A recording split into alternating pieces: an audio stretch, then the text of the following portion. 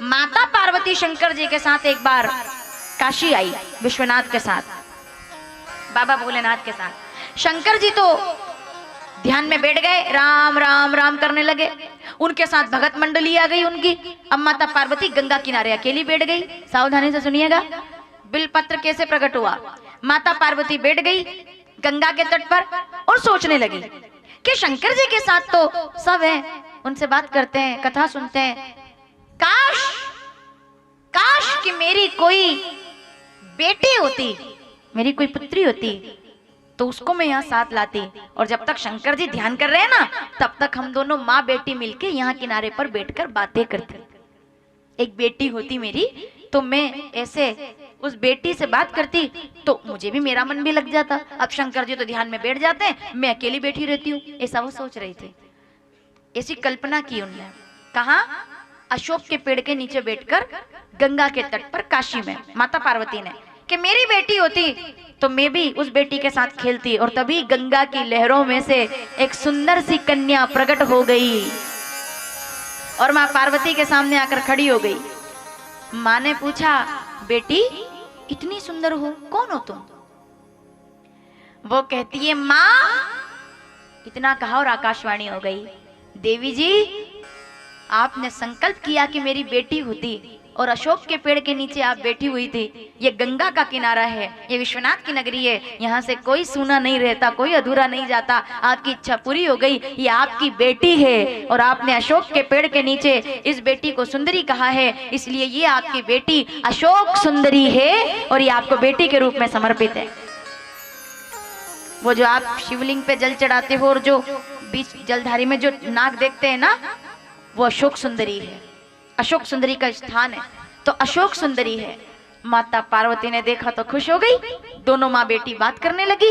बात करते करते दोनों का मन मगन हो गया और दोनों ने एक मिट्टी के मटके के ऊपर दीपक जलाया, मिट्टी का कलश भरा, उसके ऊपर दीपक जलाया और बात करते करते घूमते घूमते बात कर रही है और नाचने लग गई।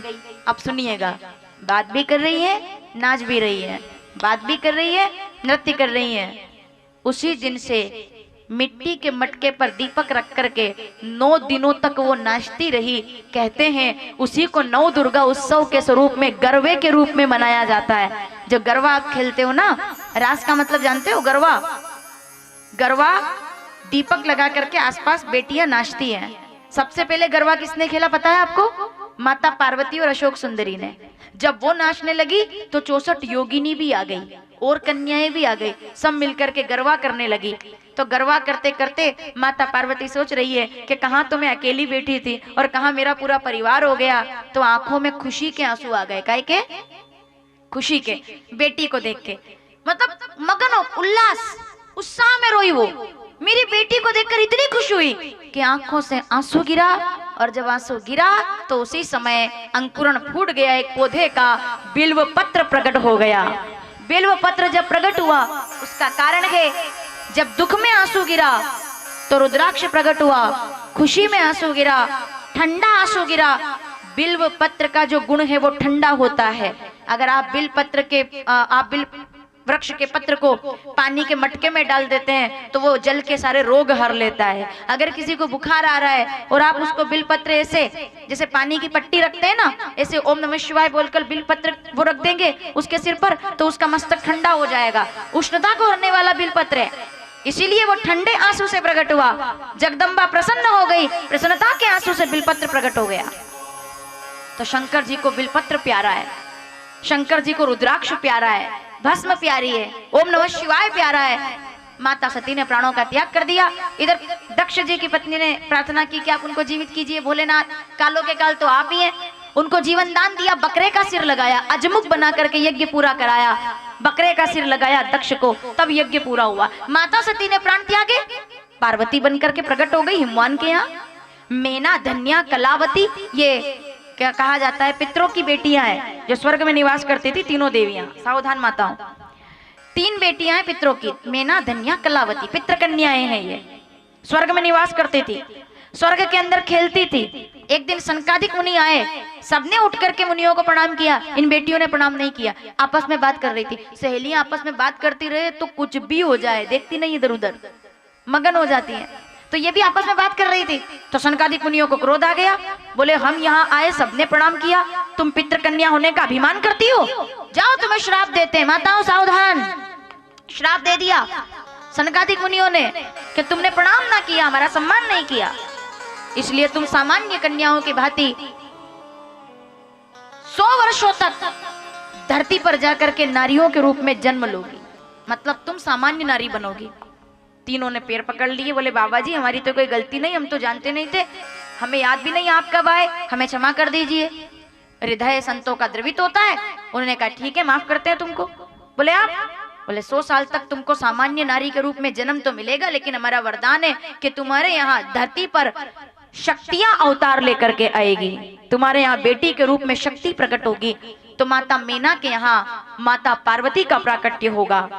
धन्या बनेगी सुनैना, सुनैना की बेटी बनेगी साक्षात लक्ष्मी माता सीता प्रकट होकर के आएगी, और कलावती वृषभानु की पत्नी बनेगी, और उनके यहाँ बरसाना में साक्षात राधा रानी प्रकट होकर के आएगी। मेना, धन्या, कलावती पितृ कन्याएं हैं। इसीलिए शंकर भगवान को जब हम अपने घर से जल लेकर जाते हैं और शिवलिंग पर चढ़ाते हैं, अपनी पंडेरी से जल लेकर के जाते हैं और चढ़ाते हैं, तो उससे घर के पितृ संतुष्ट होते हैं, और जब पितृ संतुष्ट होते हैं तो परिवार प्रसन्न रहता है।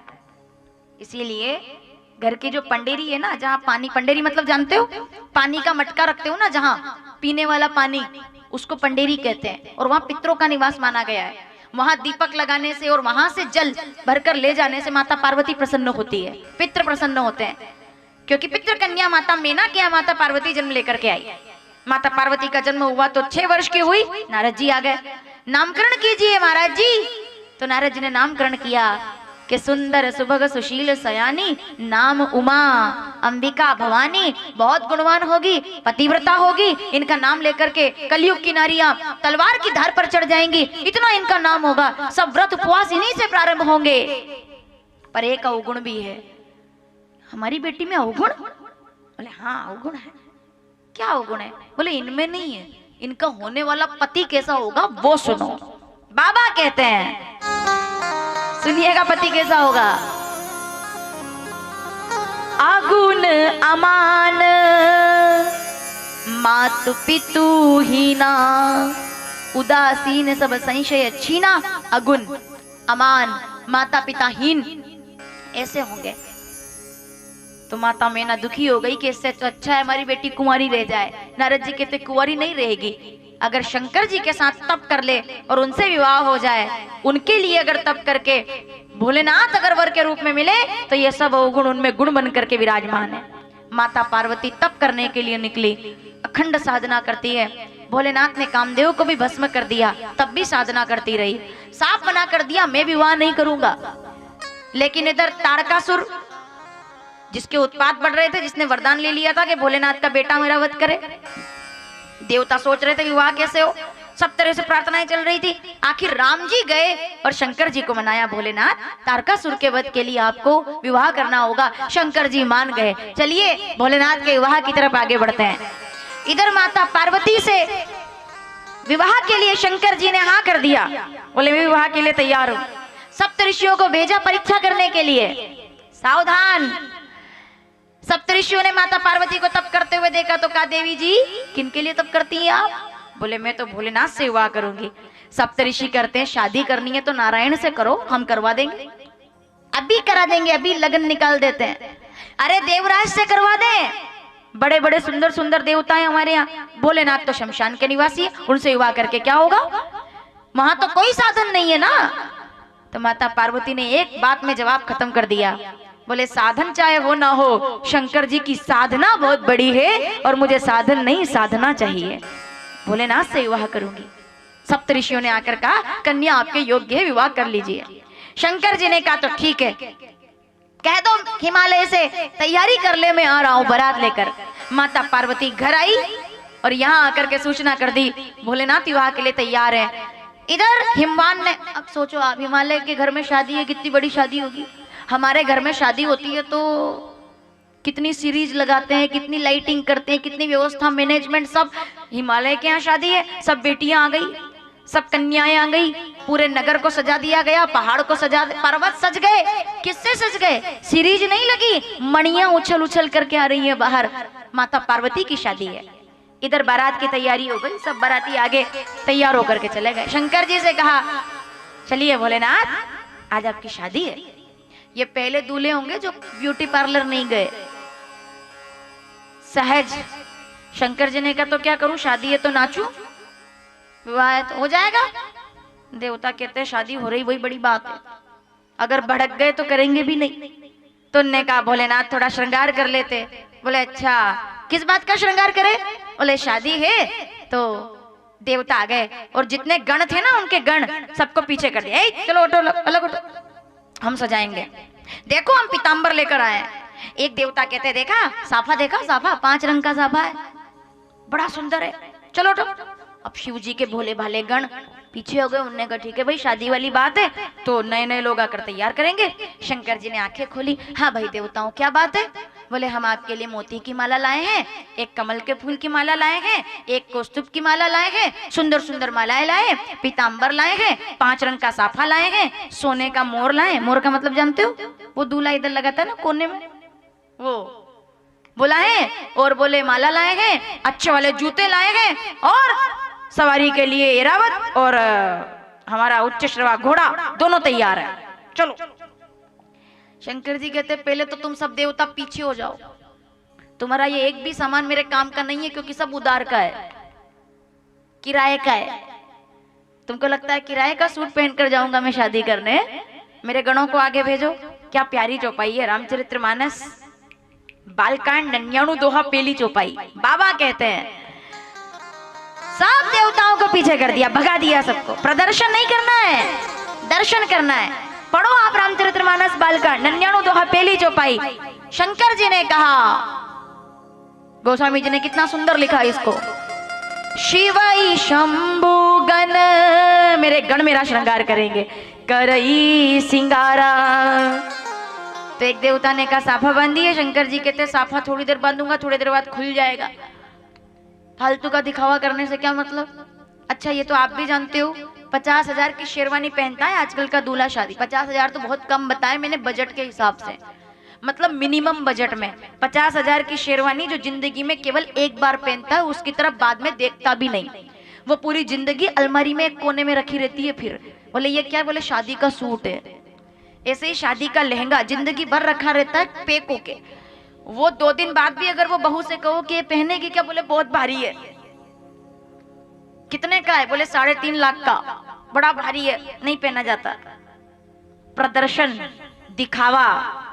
जितने में पहले के लोगों की शादियां हो जाती थी उतने में तो मेकअप होता है दुल्हन का आज की तारीख में, उतने में तो प्रदर्शन।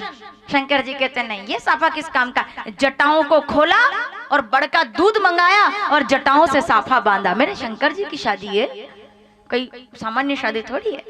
तो एक देवता ने कहा ये सुंदर सा मोर है, मोर सोने का, उसमें से फुद्दी लग रही है सुंदर सी रेशम की फुद्दी।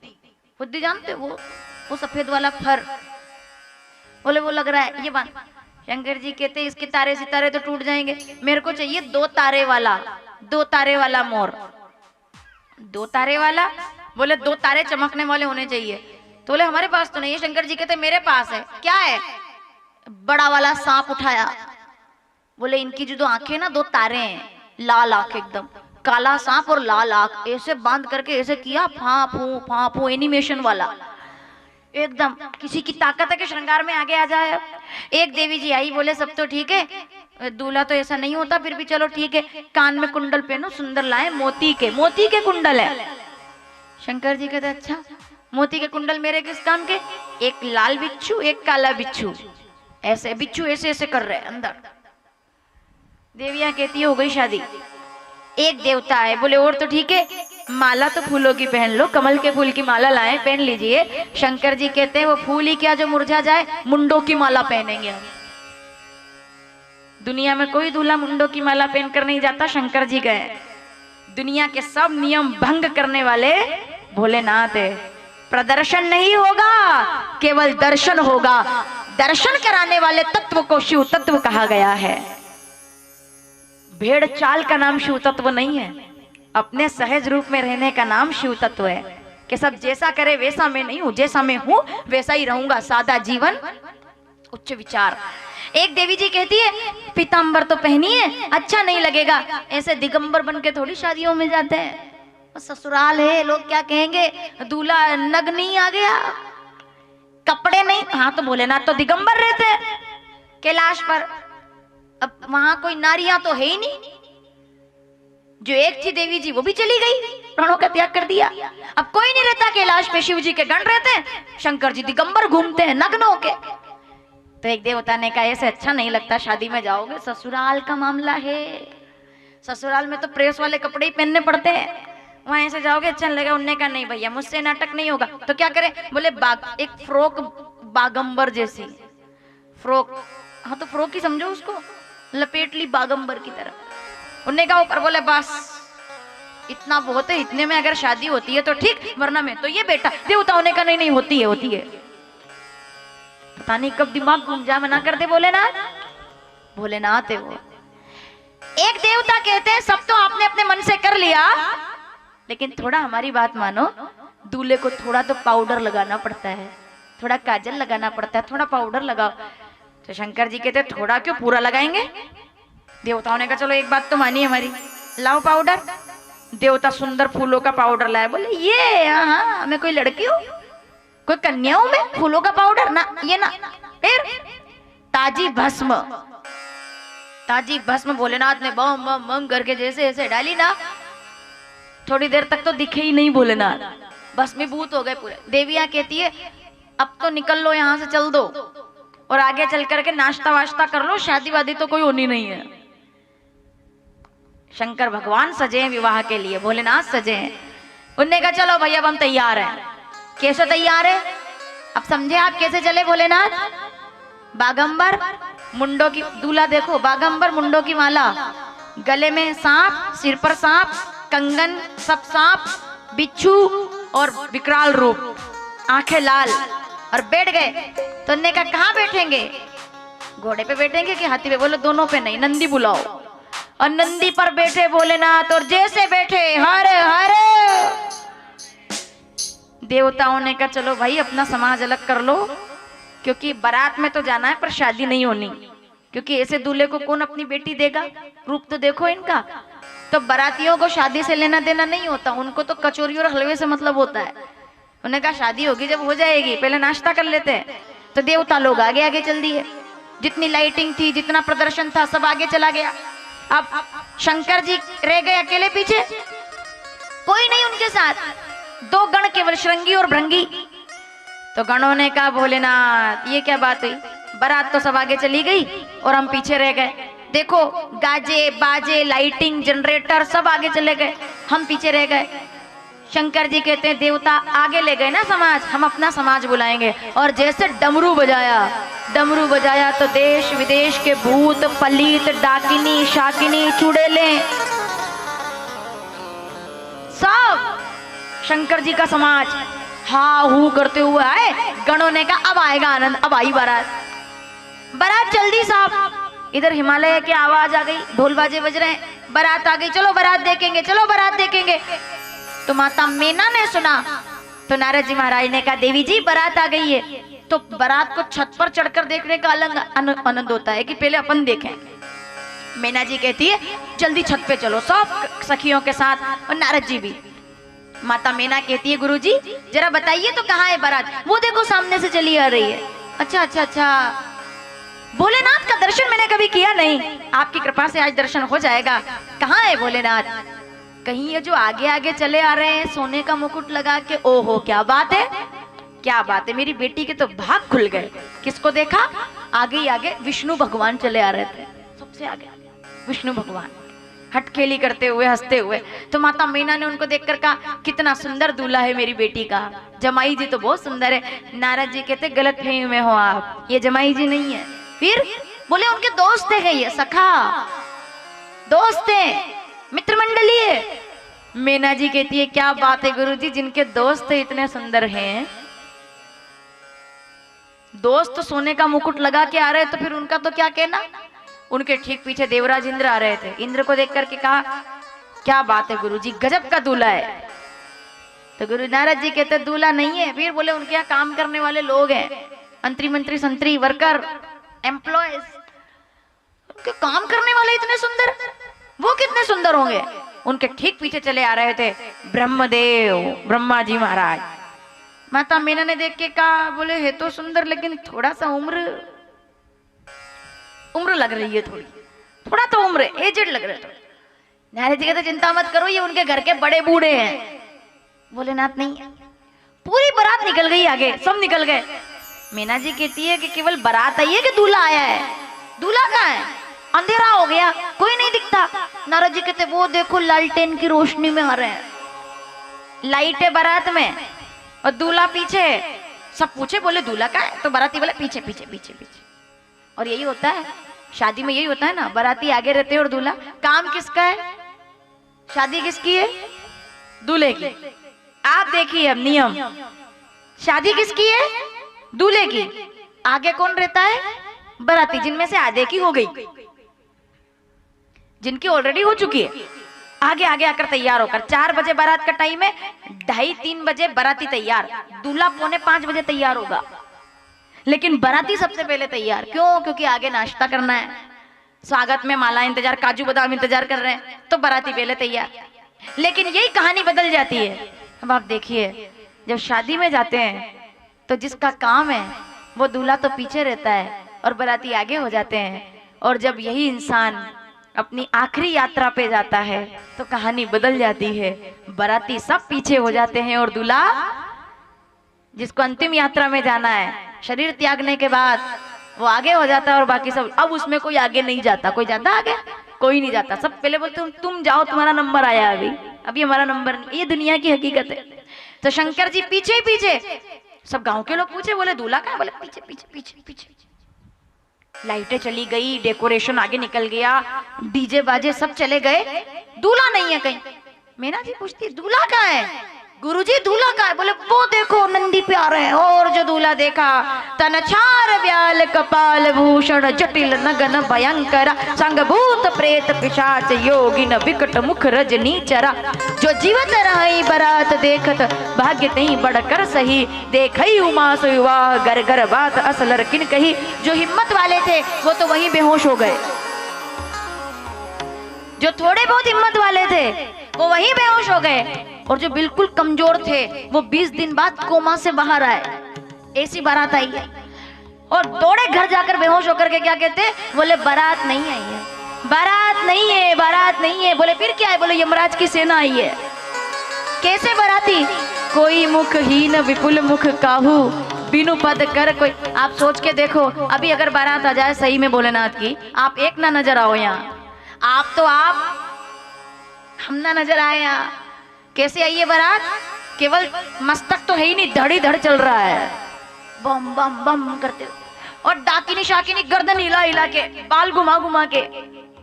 अरे बच्चे तो बुखार में तड़प उठे, किसी के 10 सिर, किसी की 20 आंखें, तो किसी के इधर हाथ ही हाथ, इधर से एक हाथ इधर निकल रहा है, एक हाथ इधर निकल, खाऊं खाऊं खाऊं खाऊं ऐसे।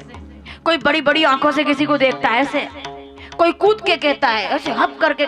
घबरा गए लोग, बोले बारात नहीं, सेना आई है, भागो। माता मीना ने जैसे भोलेनाथ को देखा तो बेहोश हो गई, और जब होश में आई तो कहा कि इस दुनिया में नारद जी से बड़ा और कोई दुश्मन नहीं है, मेरा बसा हुआ घर बिगाड़ दिया। अगर मुझे पता होता कि ऐसे है भोलेनाथ, ऐसे कोई बारात होती है, अरे बारात को जाने दो, दूल्हा मुंडों की माला, मेरी बच्ची डर जाएगी। सांप, मेरी लड़की ने कभी चींटी नहीं देखी है, मेरी लड़की मखमल पर चलती है, वो रहने वाली महलों की, हिमालय पे घूमती है वो, मेरी लड़की नहीं नहीं नहीं। तुरंत आई, कुछ भी हो जाए। आज के समय में नहीं, पुराने समय से चला आ रहा सबसे फेमस डायलॉग किसी भी शादी को रोचक बनाने का, ये शादी नहीं होगी। मूवी में नहीं, सबसे पहले वहीं से शुरुआत हुई, ये शादी। ऐसी कौन सी शादी है मुझे बता दो आप जिसमें ऐसा ना हुआ हो। राम जी ने धनुष भंग किया, परशुराम जी आ गए, ये शादी नहीं होगी, तो मनाए। कन्हैया विवाह करने गए माता रुक्मणी से, तो रुक्मी आ गया, ये शादी नहीं होगी, हो ही नहीं सकती। इधर गणेश जी शादी करने गए रिद्धि सिद्धि से, तो उधर वो तुलसी कहती है ये शादी नहीं होने दूंगी, मुझसे शादी नहीं की, मैं नहीं होने दूंगी। तो ये सब चला आ रहा है शुरू से। तो शंकर भगवान को देखकर माता मीना कहती है, बेटा पार्वती उठो, मंडप में से उठा लाई और कमरे में आकर दरवाजा लगा दिया। माता पार्वती मौन, कुछ नहीं बोली, वो जानती है सब क्या हुआ है। जिस तरह से गई थी ना आप दूल्हे को देखने माता मेरी, उस हिसाब से मैं जानती हूँ क्या होना था, क्योंकि ये तो जानती थी भोलेनाथ को। तो माता मीना ने गोद में बिठाकर पल्ले में समेट लिया, बेटा मुझसे बहुत बड़ी गलती हो गई कि हमने तुमको तप करने भेज दिया। उनके लिए तप किया तुमने, कपड़े पहनने का कोई ढंग नहीं, कपड़े है ही नहीं। कोई घोड़े पर आता है, कोई हाथी पे आता है, बेल पे बैठ के आए, नहीं नहीं बेटा नहीं, तू चिंता मत कर, क्या होगा, बदनामी होगी ना, होने दे। मैं तेरे सहित, क्या कहती है माता मीना, कसकीन बरु बोरा बिधि जई तुम्हें सुंदरता दई, जो फल चहई सुर तरई सो बरबस बबू रही ला गई, तुम सहित गिरते गिरो, आत्महत्या कर लूंगी मैं। पावक जरो जल निधि मां परो, घर जाई अपजस होई जग जीवत विवाह न हो करो। बेटा चाहे आत्महत्या कर लूंगी लेकिन तेरी शादी तो नहीं करवाऊंगी उनसे। वो कोई देख तो तू कौन है जरा, नहीं नहीं शादी नहीं होगी। माता पार्वती मुस्कुरा रही है कि शादी हो ना हो मैं तो सदा सदा से उन्हीं की हूँ, पर कुछ बोली नहीं। माता पार्वती को समझा रही थी, तभी नारद जी आ गए। क्या हुआ देवी जी, बारात आ गई, दरवाजे पर दूल्हा खड़ा है, तैयारी आरती करो। माता मीना कहती है अभी तो आप चली जाओ यहाँ से, ऐसा ना हो मैं आपको कोई श्राप दे दूं। मैं माँ हूँ, मेरा दिल तड़प रहा है, रो रही हूँ मैं, मेरा घर उजाड़ दिया आपने। अरे अच्छा होता कि उसी दिन मना कर देते कि तुम्हारी लड़की की शादी होगी नहीं, ये क्या किया, ऐसा दूल्हा होता है। नारद जी कहते मैया सतिकीन सिय कर वेश तई अपराध शंकर पर हरि हर बिरह जाई बहोरी पितु के यज्ञ जोगा नल जरी, अब जन्मी तुम रे भवन निज पति लाग दारुण तप किया, अस जानी संशय तजौ गिरजा सर्वदा शंकर प्रिया। ये जो आपकी गोदी में बैठी हैं ये कोई नारी नहीं है, केवल जगदम्बा है, अम्बा है, भगवती है, सदा सदा से शंकर प्रिया है। कन्या दान करके अपना धर्म निभाओ और माता पार्वती को भोलेनाथ के समर्पित कर दो, ये इनका भाग्य है। वो शंकर जी है, ये जगदम्बा है। ज्ञान चक्षु खुले, माता मीना थोड़ा थोड़ा 80% अभी, फिर भी 20% रह गया था, 80% संतुष्ट हुई कि चलो ठीक है चलती हूँ मैं आरती करने के लिए। तो सोने की थाली सजाई, मणिया की कटोरियां लगाई और विचार करने लगी कि स्वागत तो करूंगी लेकिन इशारे इशारे में जमाई जी को बता दूंगी कि मेरी बेटी कितने बड़े घर की है कि हमारे यहाँ दूल्हे की आरती भी सोने की थाली से होती है। सुनना, प्रदर्शन करने गई, माताओं समझ में आ रहा है, प्रदर्शन करने गई। बोले हमारे यहाँ बोल के थोड़ी बताऊंगी कितने बड़े घर की बेटी है, फिर सोने की थाली से आरती करूंगी, मणियों की कटोरी में कंकु चावल रखूंगी और बताऊंगी कितने बड़े घर की बेटी पार्वती है। माता मीना सोचकर आरती की थाली लेकर गई। शंकर जी ने मस्तक आगे किया और जैसे तिलक लगाने के लिए अंगूठा ऐसे बढ़ाया, सोने की थाली छूट करके गिर गई, कटोरियां बिखर गई। नारद जी ने कहा क्या हुआ देवी जी? माता मीना की आंखों में आंसू आ गए कि गुरुजी मैं तो सोने की थाली लाई थी ये सोचकर कि तिलक लगाऊंगी तो इनको लगेगा कि सोने की थाली वाला मेरा ससुराल है, मतलब मेरे ससुराल कितने पैसे वाले हैं। लेकिन जैसे ही मैंने तिलक लगाने के लिए सिर पर देखा तो क्या देखती हूँ कि जिस चंद्रमा को हम दूर से देखते थे आज तक, जिसको कोई छू नहीं सकता, वो चंद्रमा को अपने सिर पर लगा करके जो सामने खड़े हुए, उनके सामने सोने की थाली का क्या मूल्य हो सकता है। भोलेनाथ की महिमा कितनी विशाल है। आया समझ में आपको? आओ महिमा गाएं भोलेनाथ की, भक्ति में खो जाएं भोलेनाथ की। सिर पर तेज है, अंग भभूति, गले सरपन की माला, माथे गंगा, जटा में गंगा, माथे चंद्रमा, शिव का रूप निराला। माता मीना देखकर कांप गई। बोले उनके सामने सोने की थाली का क्या मूल्य है जो सिर पर चंद्रमा और माथे पर गंगा लेकर घूमता है। हाँ, बड़े घर की बेटी कैलाश पर नहीं जा रही, हमारी बेटी बड़े घर में जा रही है। आज मुझे पता चल गया शंकर भगवान कितने बड़े हैं। बड़े बड़ाई ना करे, बड़े ना बोले बोल। जो बड़ा है वो बड़ा ही रहेगा, जो बड़ा है वो बड़ा ही रहेगा। शंकर जी आए, बारात आई, स्वागत हुआ, कन्यादान हुआ, फेरे हुए और माता पार्वती का विवाह शंकर भगवान के साथ संपन्न हुआ। माता पार्वती और भोलेनाथ एक स्वरूप हो गए। बोलिए शंकर भगवान के। इधर लोग जय जयकार करने लगे और बारात जब विदा होने लगी तो लोग देख रहे हैं कैसी बारात है भोलेनाथ की। आइए हम भी प्रणाम करते हैं शंकर भगवान को। हर हर, आओ महिमा गाएं भोलेनाथ की। शंकर जी जब लेकर के चले माता पार्वती को कैलाश पर, लोग महिमा गा रहे हैं। आइए हम भी प्रार्थना करते हैं। आओ महिमा गाए भोलेनाथ की, भक्ति में खो जाए भोलेनाथ की। आओ महिमा गाए भोलेनाथ की, भक्ति में खो जाए भोलेनाथ की। भोलेनाथ की जय, शंभुनाथ की जय, दीनानाथ की जय, भोलेनाथ की जय। आओ महिमा गाए भोलेनाथ की, भक्ति में खो जाए भोलेनाथ की।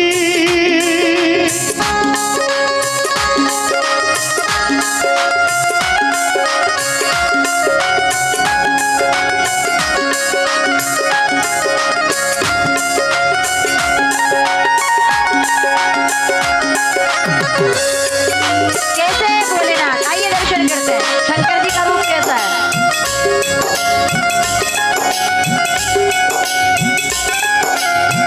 मुख पर तेज है अंग बबूती, गले निर्मल की माला।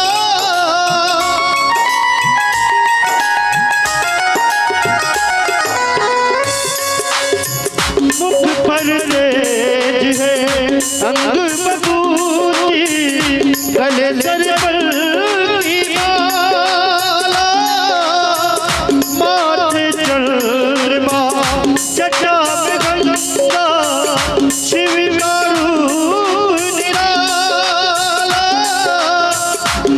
अंतर्यामी सबका स्वामी, अंतर्यामी सबका स्वामी, भक्तों का रखवाला। तीन लोगों में बांट रहा है, तीन लोगों में बांट रहा है, एक दिन रात उजाला।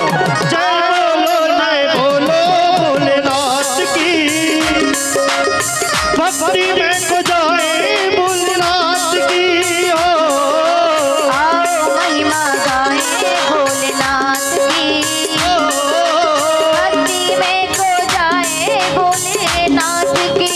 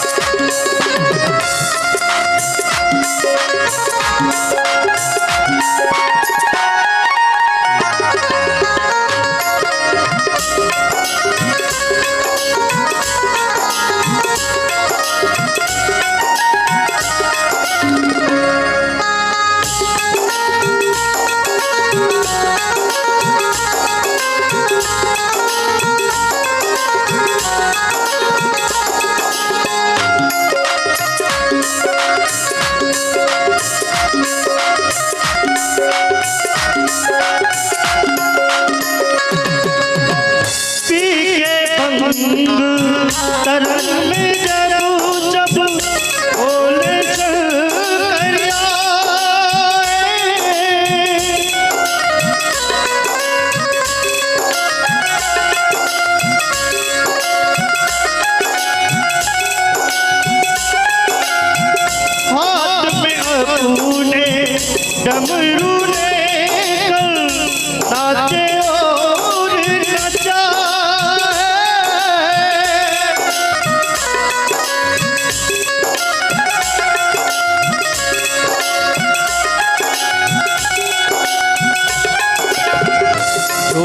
श्रद्धा और भक्ति की, जो भी श्रद्धा और भक्ति की मन में जोत जलाए। मेरा भोला शंकर मुझ पर, मेरा भोला शंकर मुझ पर अपना प्यार लुटाए। जय बोलो नाथ की, भक्ति में खो जाए दीनानाथ की। जय बोलो भोलेनाथ की, भक्ति में खो जाए भोलेनाथ की।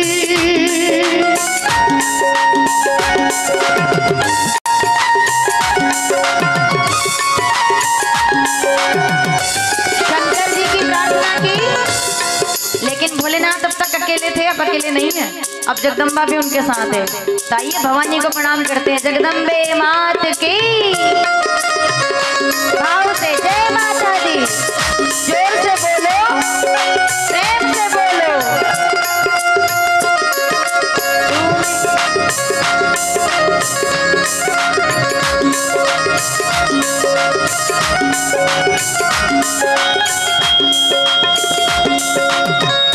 क्या कहते हैं सभी गण, अब तक भोलेनाथ हमारे थे, अब तो माँ भगवती भी हमारी है, जगदम्बा भी कैलाश पर आ गई।